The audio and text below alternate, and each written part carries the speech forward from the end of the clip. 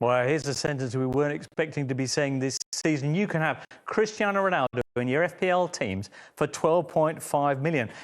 He's a huge player, so many Ballon d'Ors, in top form, scored a couple of goals last night for Portugal against the Republic of Ireland. But is he a no-brainer in FPL terms, or is he more of a wait-and-see figure? Should we start off with a quick look at the numbers from last time he was in FPL, because they are pretty extraordinary stuff. There you go. Particularly that one in the middle. Obviously, most recently, 12 years ago, so he's not exactly the same player that he was back then. But look at that. 2007, 2008, 283 points, which was at the time a record for FPL. Now, Simon hasn't got him in, and I think, Duncan, you have. Is that right? Yeah. So let's start off with Simon's view. Why is he not a must-have? Well, I'm under no illusions that Cristiano Ronaldo isn't one of the greatest players of all time. I think that he will do well. I think that he might start very well as well. But I think that also when you spend 12.5 million on a forward, you have to be absolutely 100% certain of them. And I do think there are question marks about, okay, how is he going to be used? Is he going to be rested around the Champions League matches?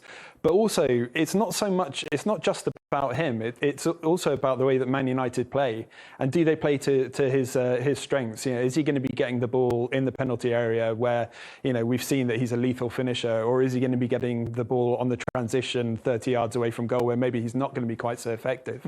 So I think it's possibly worth just waiting and seeing a little bit. Well, he's a different player to when he left Man United 12 years ago. And if we look, in fact, at his numbers more recently, when he was at Juventus in Turin, playing as more of a centre forward, you can see the numbers there are really, really impressive. Yeah, I'd sort of describe him as a luxury Kevin Davis these days. You know, sort of very penalty box focused. But the fact is that since he left Man United, 12 seasons, in every single one of those seasons, he scored over 20 goals. So, I mean, that's consistency.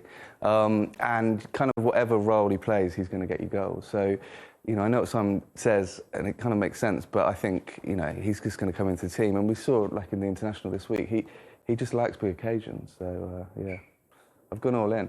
You have gone all in. Is he going to start, though, against Newcastle? Yeah.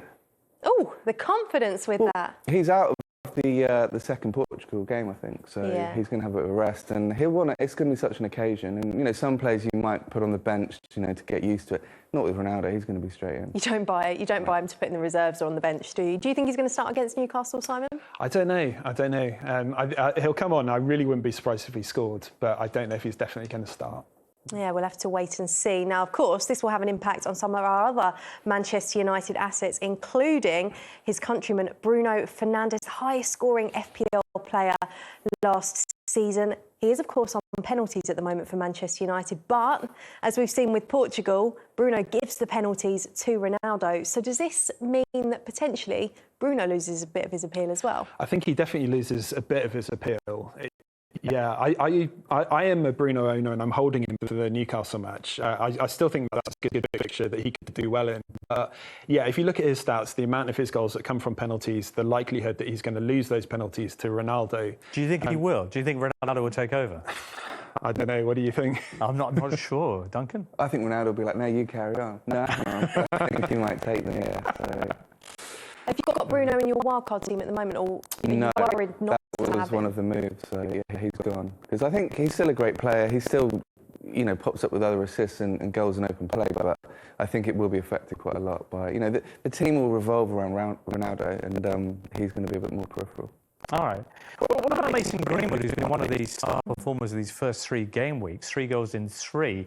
Is he going to be affected by Ronaldo's arrival, or is it more when Marcus Rashford comes back into the picture?